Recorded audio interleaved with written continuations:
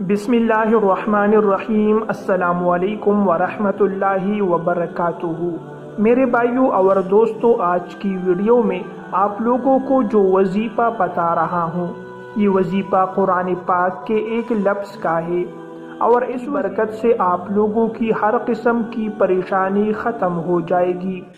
आप लोगों की जो भी परेशानी हो, चाहे वो रिज़्क़ से मुताल्लिक़ हो, माली मुश्किलात है, माली ज़रूरियात है, आपकी परेशानी घर में रिज़्क़ की तंगी है, आप लोगों के घर में बरकत है, आप लोग परेशान है कि रिज़्क़ की ज़रूरत कैसे पूरी हो सके। अगर आप लोगों का कोई रोज़गार है या कारोबार है और रोज़गार या कारोबार नहीं चल रहा, तो उसके लिए भी आप लोग ये वजीफ़ा कर सकते हैं। इंशाल्लाह बहुत जल्द आप लोगों का रोज़गार और कारोबार चलने लग जाएगा।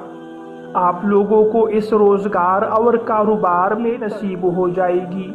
इसके अलावा अगर ऐसे मियाँ बीवी है जिनकी औलाद नहीं है, वो अल्लाह तबारक व ताला से औलाद चाहते हैं, औलाद नरीना चाहते हैं, नेक औलाद चाहते हैं, तो उसके लिए भी ये वजीफ़ा किया जा सकता है।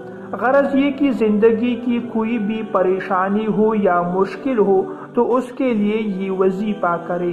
ये लफ्ज़ बहुत बाबरकत है, बरकत से आप लोगों की हर किस्म की परेशानी ख़त्म हो जाएगी।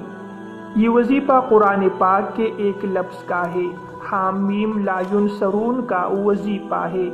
इस वजीफ़े के पढ़ने का तरीक़ाकार ये है कि आप लोगों ने रोज़ाना सुबह की नमाज के और रात इशा की नमाज के बाद ये वजीफ़ा करना है।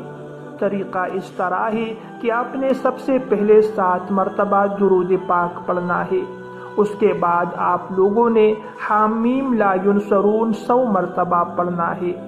जब आप लोग 100 मरतबा ये अमल मुकम्मल करें, उसके बाद आप लोगों ने आखिर में फिर 7 मरतबा दुरूद पाक पढ़ना है। जब आप लोग वजीफ़ा मुकम्मल, उसके बाद हाथ उठाकर अल्लाह तबारक व ताला से अपने लिए दुआ मांगिए। जो भी आप लोग परेशानी है या मुश्किल है, उसके हल होने के लिए, उसके आसान होने के लिए अल्लाह ताला से दुआ मांगे। इंशाल्लाह बहुत जल्द आप लोगों की मुश्किलात आसान हो जाएगी, आपकी परेशानी ख़त्म हो जाएगी।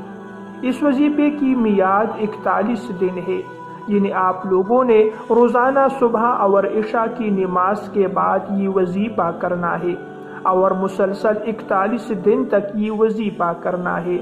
इंशाल्लाह बहुत जल्द आप लोगों का हल हो जाएगा।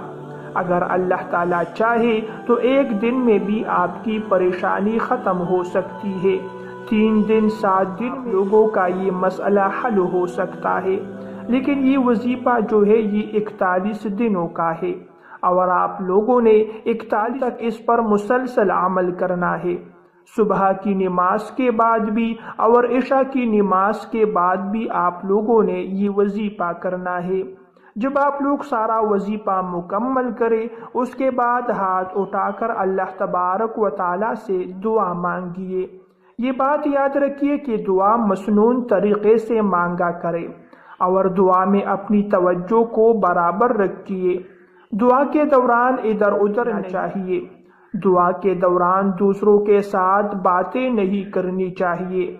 हमारी अक्सर दुआएं इसी वजह से कबूल नहीं होती, सही तरीके से दुआ नहीं मांगते। लिहाजा दुआ के दौरान तवज्जो भी कीजिए। अल्लाह तबारक व ताला के सामने रोए और गिड़गिड़ाए। इंशाल्लाह आप लोगों की दुआ ज़रूर कबूल होगी। कुरान पाक अल्लाह ताला का वो कलाम है जो दिलों को जिंदा करता है, गुमराही से बचाता है और जन्नत की तरफ रहनुमाई करता है। नबी करीम सल्लल्लाहु अलैहि वसल्लम ने फरमाया, अफजलुल इबादत तिलावतुल कुरान, सबसे अफजल इबादत कुरान पाक की तिलावत करना है। حضرت عمر فاروق رضی اللہ تعالیٰ عنہ اسلام کے سخت مخالف تھے، لیکن جب انہوں نے اپنی بہن فاطمہ کے گھر سورہ طٰہٰ کی چند آیات سنی تو دل پر اثر ہو گیا اور رونے لگے۔ اسی لمحے انہوں نے اسلام قبول کیا۔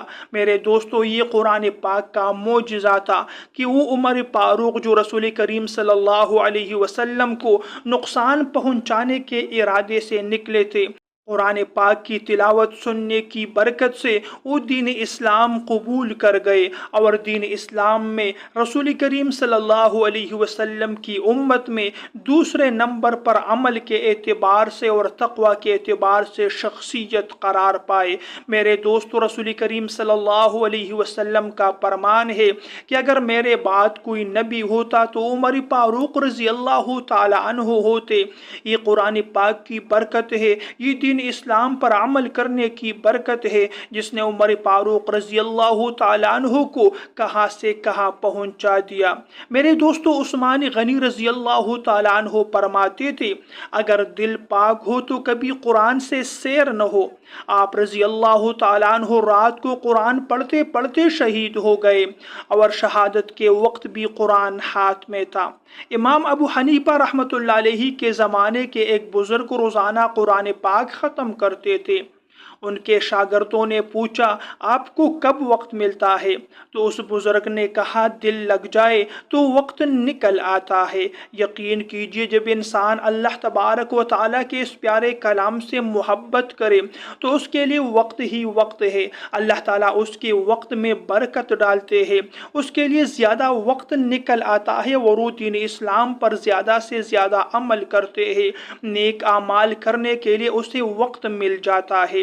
شیخ سعدی رحمت اللہ علیہ فرماتے ہیں، میں نے قرآن پاک سے جو سکون پایا ہے وہ دنیا کے خزانے میں نہ تھا۔ ایک بار سفر میں قرآن پاک گم ہو گیا تو کئی دن کھانا بھی نہیں کھایا۔ پھر جب قرآن پاک ملا تو سجدے میں گر کر رونے لگے۔ میرے دوستو، فرماتے ہیں کہ جو انسان مغرب کی نماز پڑھے اور مغرب کی نماز کے بعد سورہ واقعہ پڑھنے کا معمول بنا لے تو اس کے گھر میں کبھی فاقہ نہیں ہوگا۔ ایک شخص بے روزگار تھا تو کسی نے سورہ واقعہ کی تلاوت کی تلقین کی، انہیں چند دنوں میں نوکری مل گئی۔